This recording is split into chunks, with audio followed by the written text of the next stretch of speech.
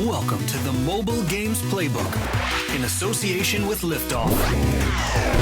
Join us as we uncover the latest trends in user acquisition, monetization, and mobile game design. Hello and welcome to the Mobile Games Playbook. Thanks for tuning in for another episode. This is a podcast all about what makes a great mobile game, what is and isn't working for mobile game designers, and all of the latest trends. I'm your host, John Jordan, and joining me today we have two regular guests. Good to have you back. We have Kalle Heikkinen, Chief Game Analyst at GameRefinery by Liftoff. How's it going, Kalle? Very good. How about you, John? Yeah, not bad at all. And also Erno Kiiski, Chief Game Analyst at GameRefinery by Liftoff. How's it going, Erno? Hi, all good. Good. So we are over halfway through 2024, so time for some retrospective discussion on what's been going on in the mobile game space, as ever, plenty of trends and new games to discuss. So who's going to kick us off? What are the big trends that you are seeing? Well, I was thinking maybe at first we could discuss a little bit about especially like the games, and first of all, like what are the trends in terms of like genres and the game new entries in the market, and so what has been happening in the first 6 months before we go in any deeper on the like game level, feature level details or anything like that.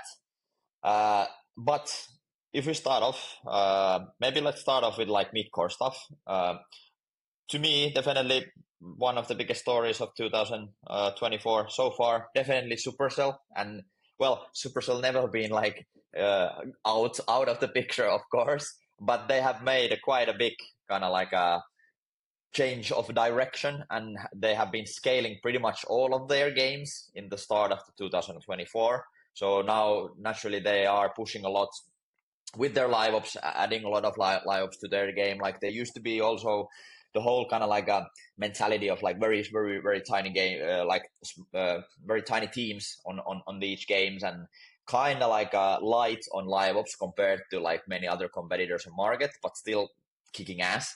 But now, especially, they have been again like ramping that up pretty much on all of their games, and that can be seen also in the performance, especially Brawl Stars. Probably like again one game that has been covered most in the industry, so much talked about how they have kind of like turned the boat around and have been scaling like crazy. Totally like record numbers, record months, month after another for a game that has been around for a while already. So why? Well, of course, not gonna like tear down and go super deep into the game, but a lot of the things are happening with their monetization, like they how they overhauled their battle pass system, how they changed. There was a lot of discussion when they kind of like removed the gachas as their monetization model. Then there was like a small actually like drop in the late 2023, but then now they figured out how to kind of like how to make that model work that they have, and how they overhauled their battle pass, and overhauled how they are like unlocking characters, overhauled the like monetization. It used to be that battle pass you could earn the currency back and buy the battle pass, but now you kind of like have to buy every season of the battle pass, and so on and so on. So a lot of changes in terms of like how the game works, how the game monetizes, and especially then again like talked about the live ops, how the whole live ops and live event framework is supporting the game. So massive scaling. Same thing with Clash Royale. The game has been scaling, not as radically as Brawl Stars, but have changed the trend, going up, and so on and so on. And then, of course, outside of those old games, we have to mention Squad Busters. So, is it like 5 years since the last? I think Brawl Stars was the last launch for Supercell. So finally getting the game out there. And of course, I think at least by their own quotes, it was like biggest launch, biggest kind of like effort for the launch of a game for Supercell than ever. Massive, marketing campaigns with all those Hollywood celebrities making the ads and pushing the game there. Quite solid start, all the way on the top of the charts. But since the launch, I think they launched in May, end of May, it had declined a little bit. around to kind of like top 50 games or so on in the US charts. But now it seems to kind of stabilize around that area. And also with the download, it has, of course, gone down since the initial launch a little bit, but has stabilized a little bit. But it wasn't a declining trend. So now it's the very important, like interesting kind of like a part of the life cycle to see that where the game actually goes. Are they able to do the same thing as like Brawl Stars and add a lot of the live events to the game, support the game for a long run in order to sustain and stay in the top? That still remains to be a question. It's a bit of a like a thing to see yet. As the game launched, and I remember one of our analysts who played that game very thoroughly and still plays the game is saying that, yeah, at the moment it's a bit kind of like a stable kind of like a moment in the game in that way that they're waiting a lot of like not that much new content since launch has been brought, and the amount of live events and so on is still quite light. So where the game goes next, that's gonna be a big kind of like a thing to follow for the latter half of the 2024. So definitely my first highlight would be the Supercell new game and old games scaling.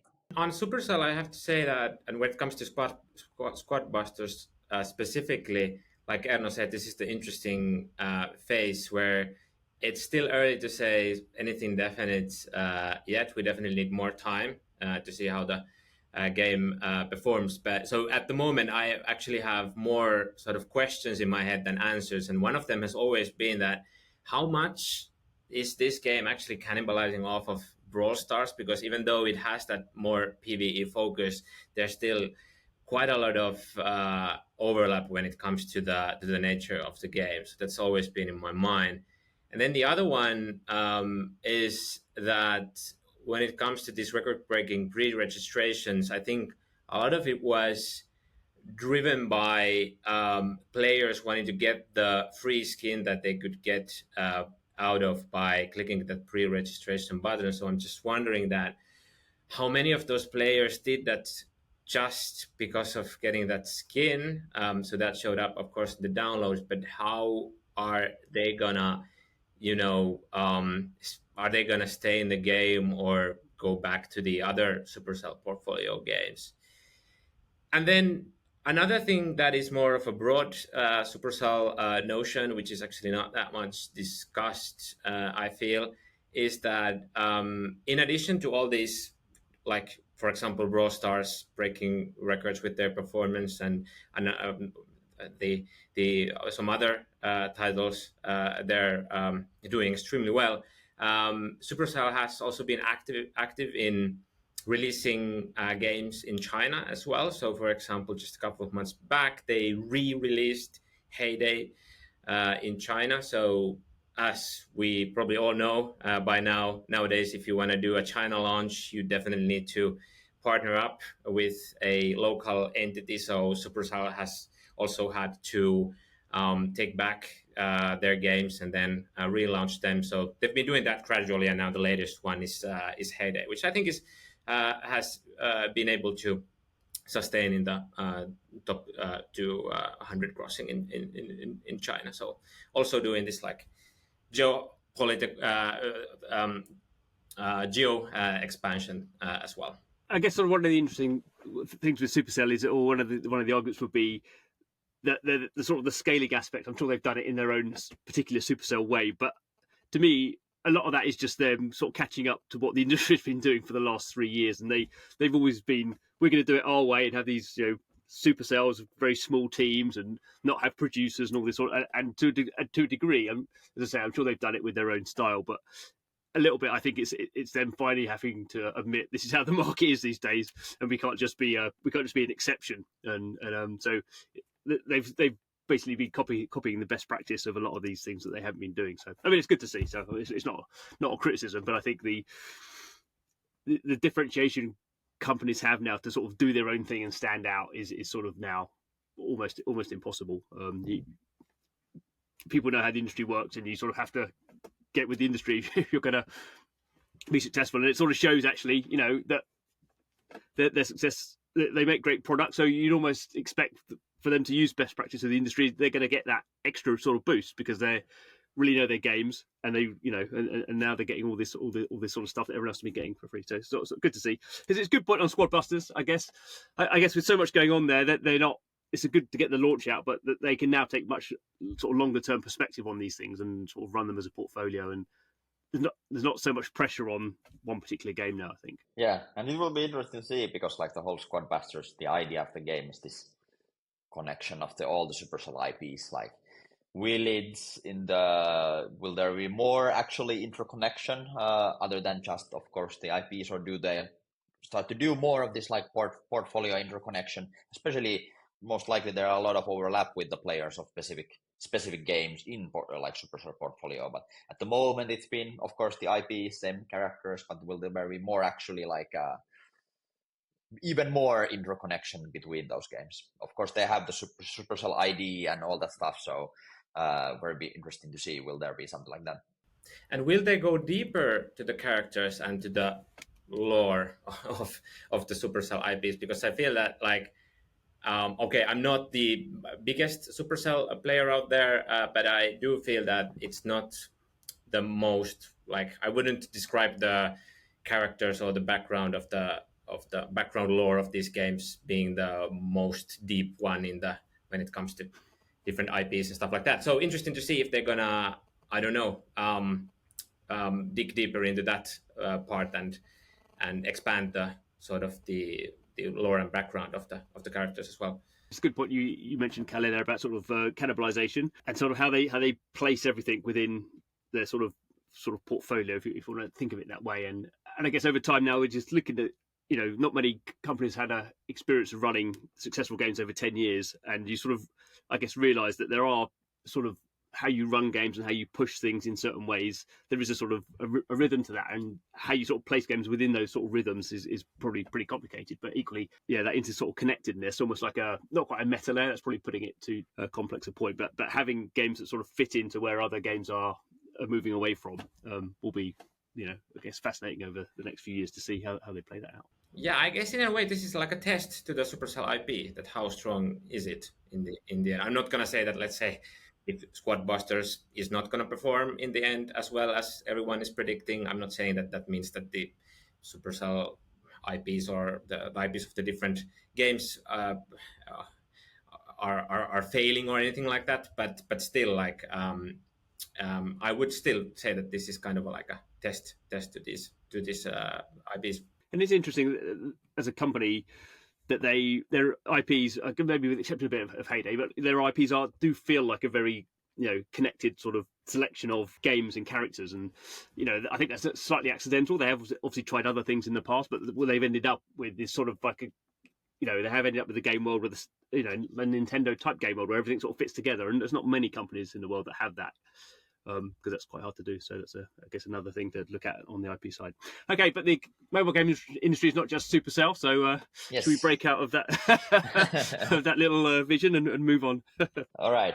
Maybe next, if we stick with the more like mid-core titles, one thing that we have noticed, which is kind of interesting, knowing where the market is and how hard it is to scale, especially like these mid-core, hardcore type of games, is that if we look at like especially the US market or the Western markets, and look at the games that have been able to enter that like top rankings and for example, top 200 in the US.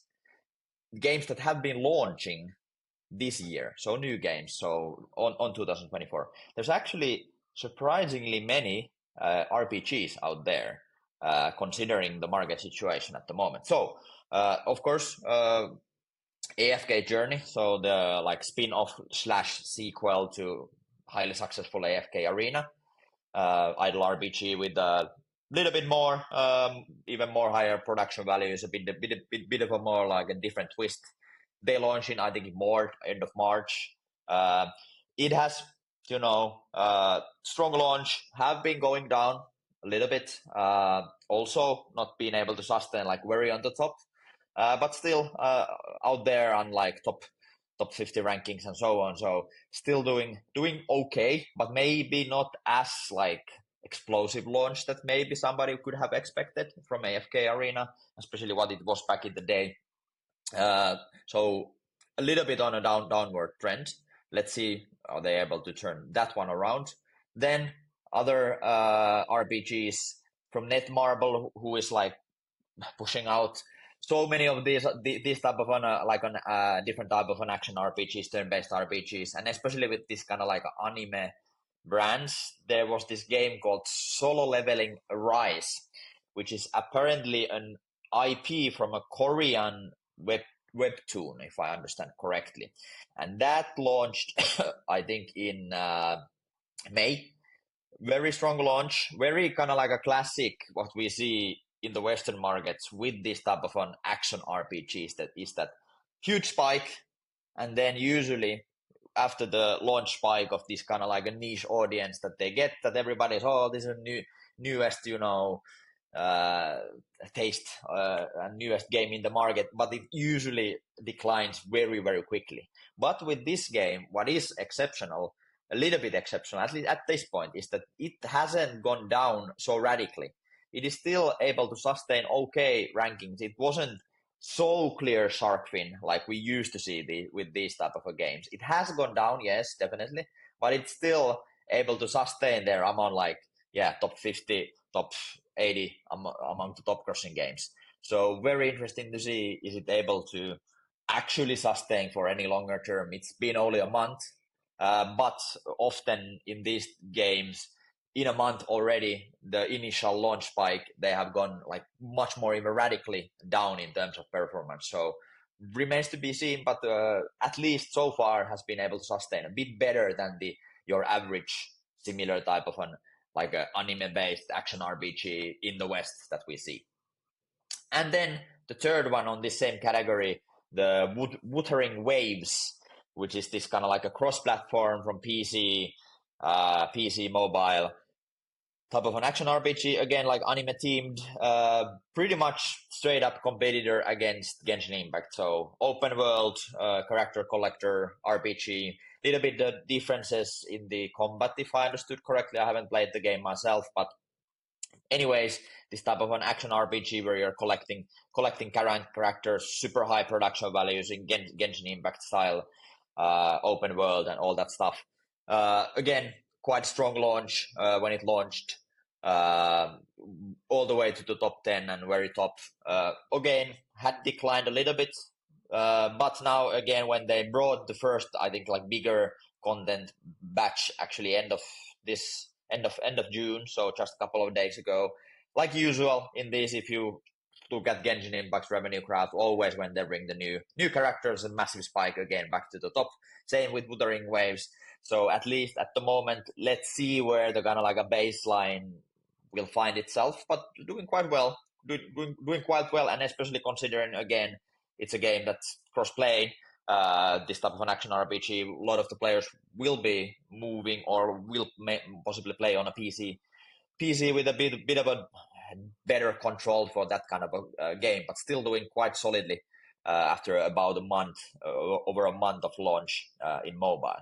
So yeah, overall, like interesting to see that there are like quite a few of these RPGs that have been able to sustain at least, over a month in the market. But still, of course, a month is a short time. So what's the long-term sustainability? But at least some new fresh blood on that section. And we have Zenless Zone Zero is coming, I guess, also into the same category. So yeah, Thursday, I think it's 4th of July, a new game from MiHoYo. So most likely will be on the very, very top again, like, same as with Genshin, same as with Honkai Star Rail. So definitely probably one of the biggest mobile launches of the year. So listening to what you just, Erno, said, I feel like one of the trends of this year's most likely like anime themed games, or at least anime themed RPGs. Looks like we've had quite many of those. And I think one thing that links all these is also the fact that these all come from Asian publishers, right? So I guess we can throw that out there as a trend as well. Not saying that it's the trend of the last 6 months, but let's maybe label it as a more ongoing trend that the Asian publishers are just growing their presence in the Western markets. If we move on from the RPGs, maybe the last that I would like to highlight on the 2024 on the midcore side, I would highlight Call of Duty Warzone, which was of course a big title, one of the biggest games like on PC console side that there is. And their mobile SKU launched with a cross progression, which is also an interesting trend. We have been talking about like cross-platform, and it's one of the trends that a lot of people talk about, like Wuthering Waves, actually cross-platform games and coming to having the PC SKUs, having the mobile SKUs, same game. But the difference with Warzone was that it wasn't actually the same game in that way, that you were not able to play against PC players, or mobile players couldn't play against the PC players and so on. But they had cross progression, so there, your progression vectors in the game, like you're collecting the weapons and you're progressing in the battle pass, that was shared. So if you play in a mobile, then hop onto the PC, that's the same progression. So you are sharing that progression, and can do the grinding on either platform. But then if we hop onto the performance of the game, it's not been very good, struggling quite a bit. So of course, when it launched, it spiked there, but then it got down quite heavily, and nowadays it's not even like among the top 200 like crossing games in the US, compared when the Tencent published, or like Tencent developed Call of Duty Mobile is there on the top 10 still. So very much struggling. It was like the big question list. How are they able to get players out of that mobile SKU that they have their players, they have their tons of skins already, haven't been able to really pull off players from there, not different enough, and also if you compare to like live ops machine that Tencent is able to kind of like push out on a weekly basis compared to what the Warzone Mobile is doing with the live event, it's much more slower, much more less content than for the Call of Duty Mobile. So will be interesting to see, is Activision actually gonna keep the game alive for a long term, because at least in terms of performance it's not really doing it. But of course there are the kind of like might be, I don't know how it has affected, for example, the PC side, or like are some of the PC players like playing there, but all the monetization is happening on just the PC client, for example. What's that? So there's that is not really visible on the like mobile performance, but not really any kind of competition, to be honest, against Call of Duty Mobile. Yeah, I feel the only sensible thesis behind that has to be the fact that they want to have the kind of like the mobile extension of the PC SKU, so that people can also do something related to Warzone, even when they're not on their PCs. But other than that, it doesn't look too good, as you said. But Erno, you forgot to talk about Love and Deep Space. So I want to mention this, of course, not maybe the like biggest explosion when it came to top crossing success and stuff like that. But nevertheless, like this was one of the most interesting titles to hit the market, in my opinion. So for anyone who does not know what is Love and Deep Space, this is a hybrid dating simulator. So a lot of interactive story elements in the game. But interestingly enough, it also has an action RPG layer where you upgrade characters, and that's a big part of the gameplay as well. And in terms of performance, what was and still is interesting that this was a successful game in multiple different markets. So in Japan, in China, and when it launched also in the US as well. I just looked at the data now; it's only like peaking to inside the top 200 grossing, so not sustaining there anymore. But still, this was an interesting case, and super high production values, by the way. So the game looks absolutely phenomenal. So that was interesting, and as well, and obviously comes from, I believe, from China. So the publisher is Infold. I would assume that it's from China or Hong Kong or something like that.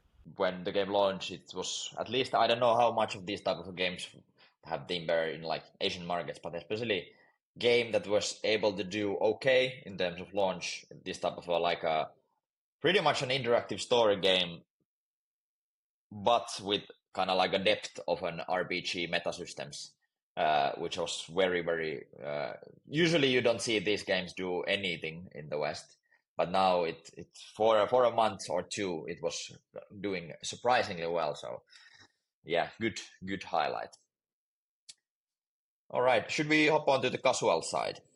Let's do that. Yep. First, we could talk a little bit about hybrid casual, and that's also like one of the trends, of course. Hyper casual, companies struggling with the hyper casual model, moving to hybrid casual, and then also, these different type of hybrid monetization models of like different genres, adding ad monetization also into the play, and trying to get that like low CPIs in terms of like gameplay to be like very easily, digestible, easy to get into, but then actually building depth on top of it. So of course it's not like new thing on 2024, but we have seen even more like new games, different type of games in this, that what could be categorized as like a hybrid casual. So I would put these in two buckets. So first, I would say are these real simple hybrid casuals, which have been mostly like puzzle games actually recently. So if we look at like IAP chart, so of course we don't have access to any ad revenue. So of course, as these are hybrid casual, the whole point is that it's hybrid monetization, there are ads and there are IAPs. But even with just the IAP revenue, there have been multiple different kind of like hybrid monetized hybrid casual puzzle games entering also the top charts with IAPs. And what is very interesting there is that there are a lot of different type of core gameplay involved. So there are games like Screw Jam, which is the game where you're like screwing these jams and trying to figure out which screws you need to remove these like wooden blocks type of a puzzle game.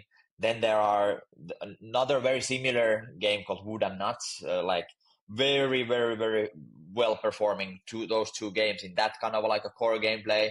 Then there is a Twisted Tangle from Rolling Games, so from Zynga.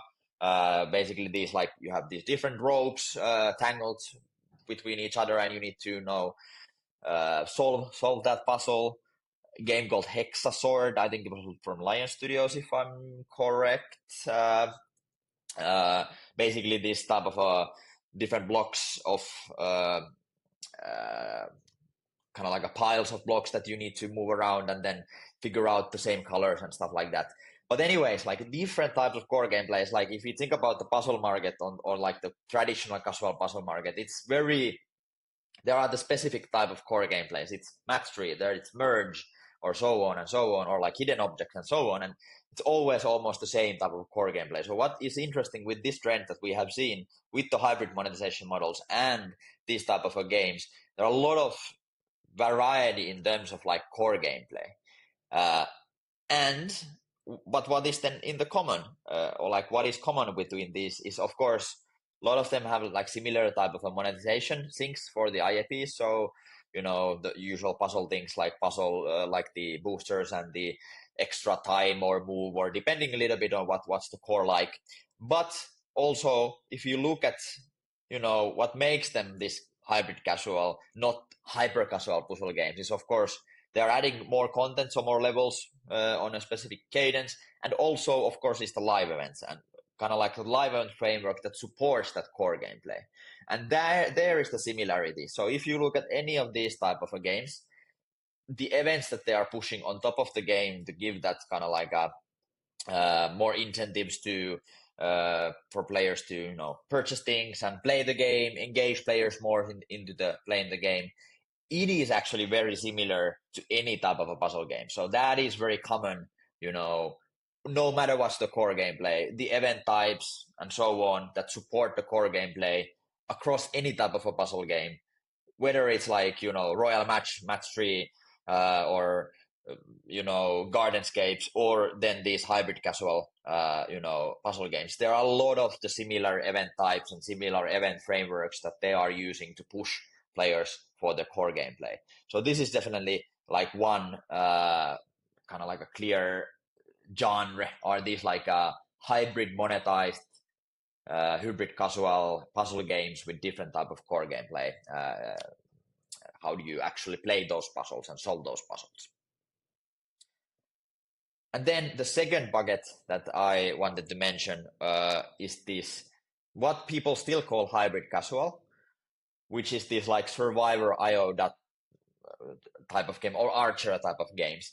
But both of these genres are like commonly in the industry called as hybrid casual, but they are very, very different in that way that if you play Survivor IO, for example, yes, it starts very simple. The whole idea is that, you can make very easily appealing, easy to understand, ads and so on. But then when you play for a week, for example, then the game actually has depth of any mid-core RPG in terms of features, in terms of like different ways that they are monetizing those meta features and so on. So this is like different bucket of a hybrid casual. So yes, they are also monetizing hybridly, so IAPs, ads, but they have like insane amount of depth in terms of like their features once you get deeper and deeper into the game. And there have been a couple of games. For example, there's this quite recent game that has been scaling gold, Zombie.io, which has been, it's basically Survivor IO type of a game, but it has a lot of innovative features. For example, how they are putting even more effort to kind of like a character collection, and you're building kind of like a team, and then that affects the core gameplay. They have like tons of like depth into the game. I think I just analyzed the game for a while ago. It has like 10 different progression vectors, so different ways that you can get stronger.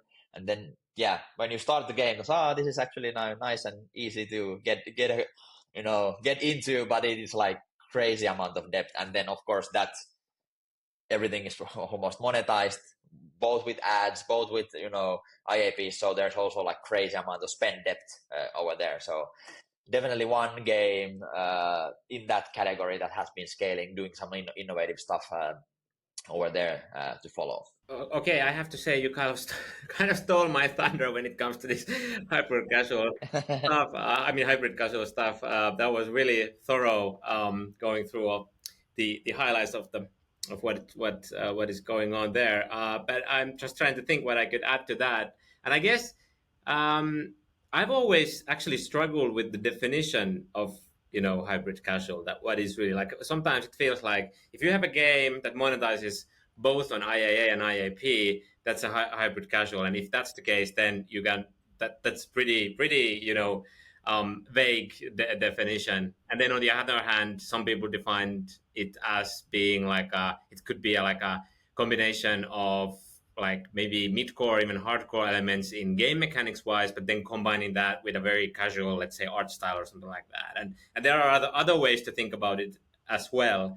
So I always struggle a bit with the definition, but nevertheless, I think what is worth like emphasizing even more is the fact that I think the beginning of this year, the last 6 months have really proven that that these hybrid casual games are able to not only break into the top 200 grossing, but also sustain themselves there. So, for example, some of the games that Erno mentioned, like Twisted Dangle, that was released, I think, last December, and it's still in the top 200 grossing. So the formula has been kind of like proven now. It's not only about Archero anymore. I think like a couple of years back when people asked, for example, from us, more analysis on hybrid casual games, like we were like, well, there's Archero and what else is out there. But now the market has definitely expanded. It is interesting where you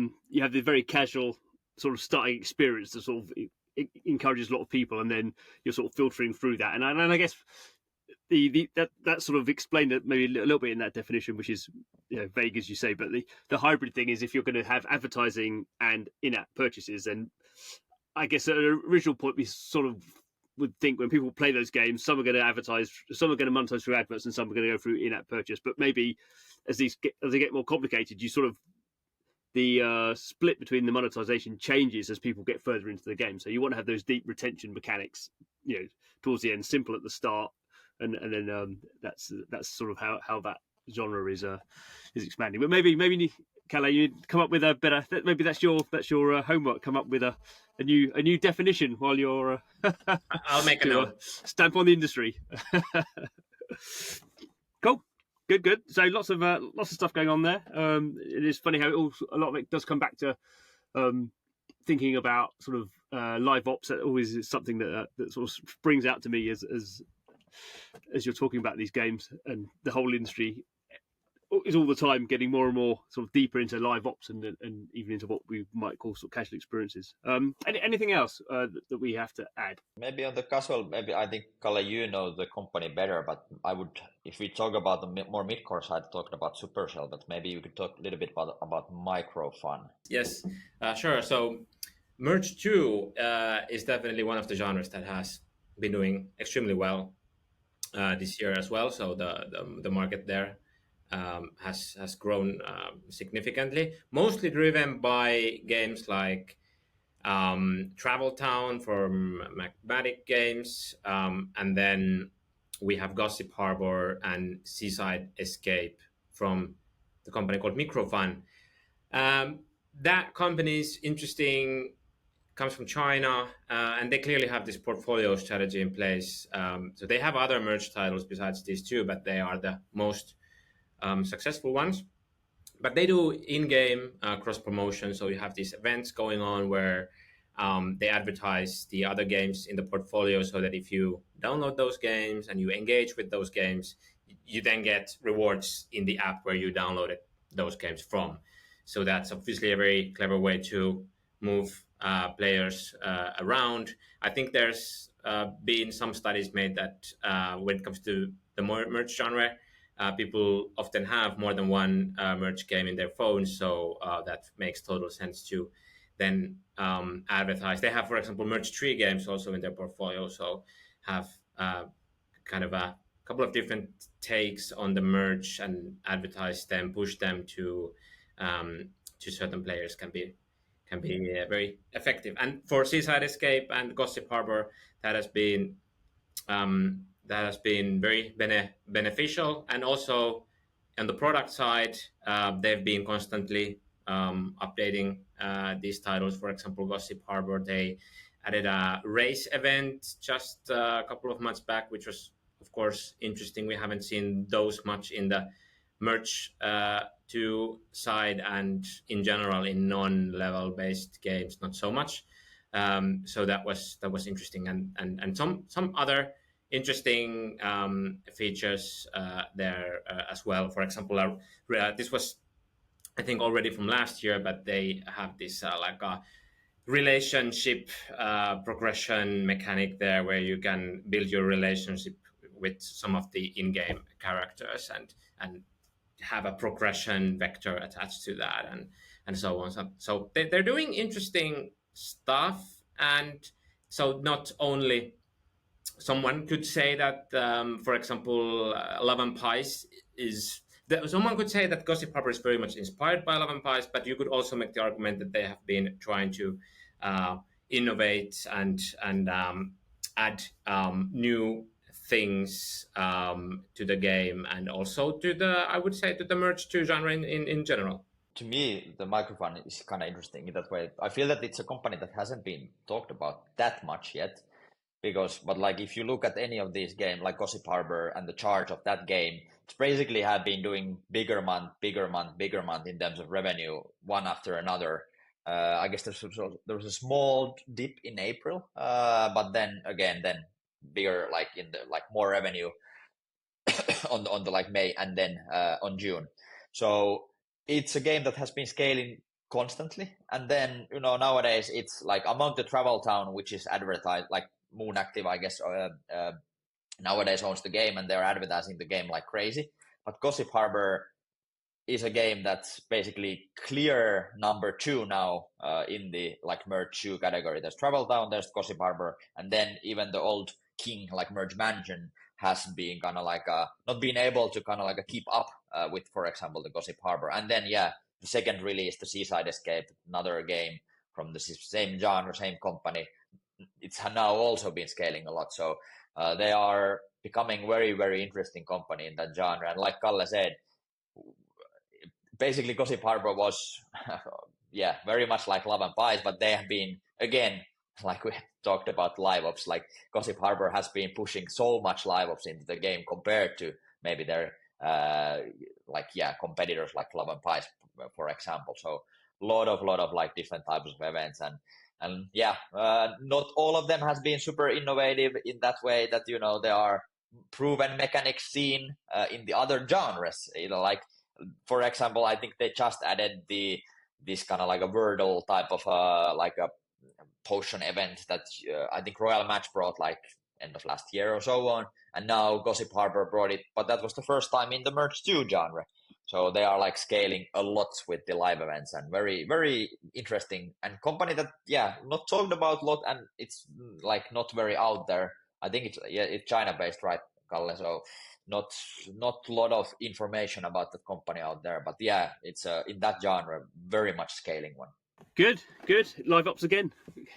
Keep coming back to but that's sort of what it is, isn't it? I mean, it's always been that thing with mobile games.